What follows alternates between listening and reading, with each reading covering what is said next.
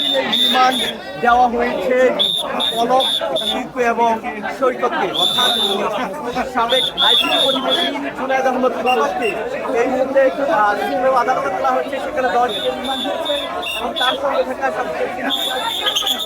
এবং এর বাহিরে রয়েছে ঢাকা বিশ্ববিদ্যালয়ের ছাত্রলীগের সাধারণ সম্পাদক তাদেরকে এই মুহূর্তে 10 দিনের রিমান্ড দিয়ে আদালত থেকে বের করে নিয়ে যাওয়া হচ্ছে। আমরা দেখানোর চেষ্টা করছি নেওয়া হচ্ছে।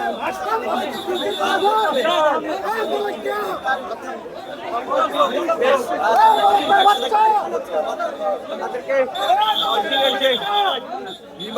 মঞ্জুর করা হয়েছে, ফলে কিন্তু তাদেরকে এই মুহূর্তে বের করে দেওয়া হয়েছে। একটু আগে কিন্তু তাদেরকে আদালতে তোলা হয়েছে এবং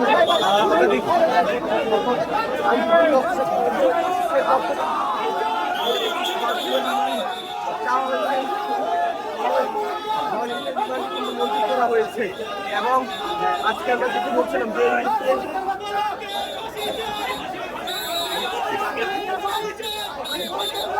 তাদেরকে আবারও তাদেরকে কারাগারে নেওয়া হবে। 10 দিনের যে রিমান্ড তাদের চাওয়া হয়েছে, সে রিমান্ড কিন্তু আমরা দেখছি যে মঞ্জুর করা হয়েছে। ভাই না ভাই না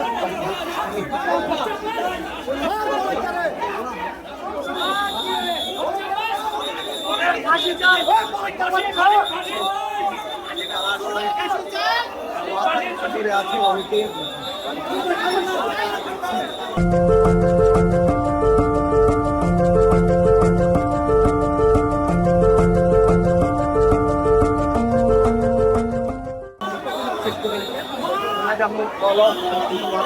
না এবং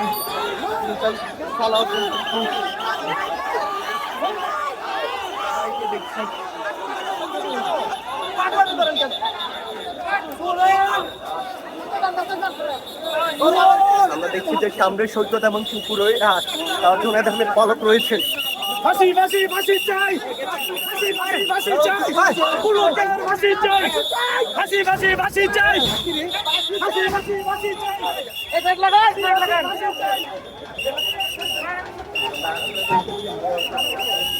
যারা তাদেরকে এই মুহূর্তে ভেতরে নয় নিয়ে যাওয়া হয়েছে,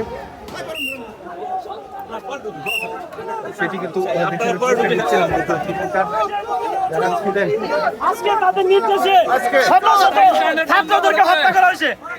ব্যবস্থা করা হবে, বিচারের মুখোমুখি করা হবে। একটা লেসপেন্সার এই বাংলার মাটিতে প্রত্যেকজনের বিচার হবে, কেউ ছাড় পাবে না। হাজার হাজার কোটি টাকা পলক বিদেশে কানাডাতে পাচার করে পলক ও পলকের বাচ্চা চলে গেছে আগেই কানাডাতে। পলক যে কোনো কারণবশত না যেতে পেরে ও ধরা পড়েছে।